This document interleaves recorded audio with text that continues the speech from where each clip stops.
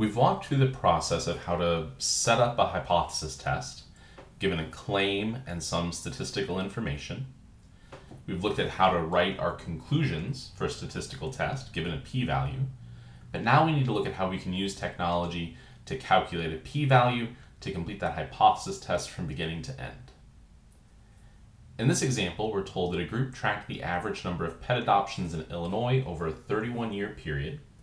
The number of adoptions each year are provided in the list below. We'll copy that data, open up that embedded Desmos link, and since we're using data, we'll paste that into our X1 data set. And we can see the first value that's getting calculated for us is the skewness, which is negative 1.0544.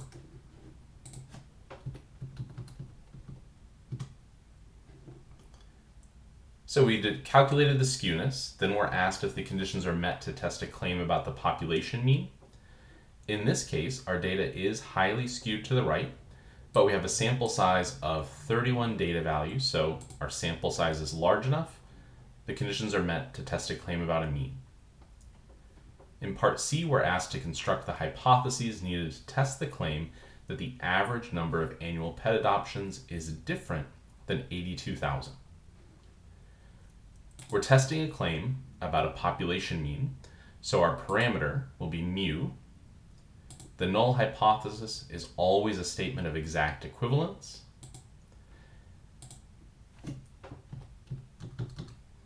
And the statement given, or the value given in our claim, is 82,000. For the alternative hypothesis, our parameter is still a population mean, so we'll use mu. And our claim is that the average number is different, so we'll use not equal to as our alternative hypothesis. And again, plug in 82,000. Switching over to Desmos, what we need to do is plug in that same value that we used in both of those hypotheses, that numerical value.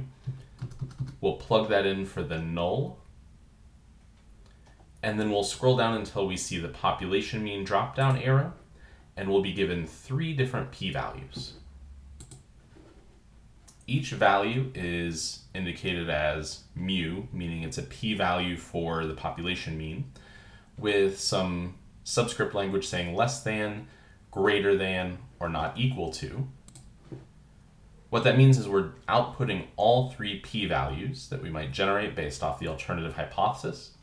So we need to choose the corresponding p-value for our problem. Our alternative hypothesis was not equal to, so our value is going to be this 3.4, etc., times 10 to the negative 10th. What we need to notice there is that this number is written in scientific notation. So this is really 0.000000003. I think I got enough zeros in there. But it's a lot of zeros, followed eventually by this 3. So our p-value, if we round that to 4 decimal places, is actually just 0. In part D, that's where we are, where we found our p-value, and in this case we would say since the p-value is less than our significance level of 0.1, we reject the null hypothesis. If we're rejecting the null hypothesis, then we're saying there is sufficient evidence to conclude that the population mean is different than 82,000. So we're rejecting that statement of the null hypothesis and concluding that the population mean is different than 82,000. And then in part F, we want to select this first option. The claim is supported. The data suggests that the average number of annual pet adoptions in Illinois is different than 82,000.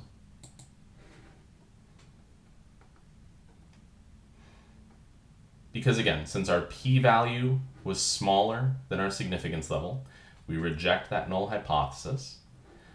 The only step again that we're really adding here is entering the information in Desmos that we need, pasting in that data, plugging in whatever numerical value is stated in our hypotheses in for that null value, and then in this case looking under the population mean dropdown for those three p-values to determine which one is appropriate for the test we're conducting.